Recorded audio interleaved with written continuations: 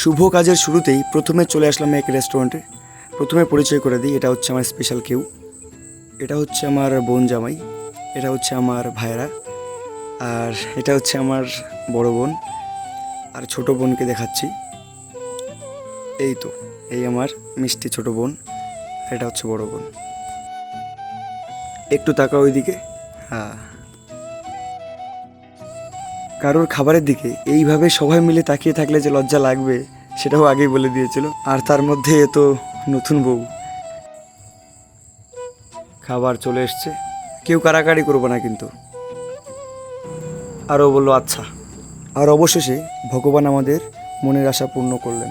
আর আমার অভিজ্ঞতা থেকে বলতে পারি, আমাদের জীবনেও অনেক বাধা এসেছিল, আর আমরা দুজনে যদি হুটহাট কিছু সিদ্ধান্ত নিয়ে নিজেরা বিয়ে করার কথা সিদ্ধান্ত নিয়ে নিতাম, তাহলে আজকে হয়তো এত সুন্দর একটা সময় দেখার থেকে বঞ্চিত হয়ে যেতাম।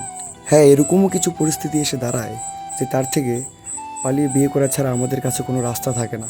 কিন্তু কিন্তু তার একটু সময় পেছনে আমাদের জন্য অপেক্ষা করে একটা সুন্দর ভবিষ্যৎ, যা আমরা নিজেদের অধৈর্যের কারণে সেটা হারিয়ে ফেলি। যাই হোক, অনেক জ্ঞান দিয়ে ফেলেছি, আর কিছু বলবো না। এবার অবশেষে আমাদের ম্যারেজ রেজিস্ট্রেশন কমপ্লিট। এবার ফটো টোটো যা ডকুমেন্টস আছে সব জমা করে দিলাম। এবার সবাই মিলে এবার আরেকবার আসলাম একটা হোটেলে। সবাই সকাল থেকে কেউ কিছু খায়নি, তো ওদের জন্য হালকা একটু খাবারের ব্যবস্থা। এবার কিছু ফ্যামিলি ছবি, আর আমরা সবাই বাড়ি।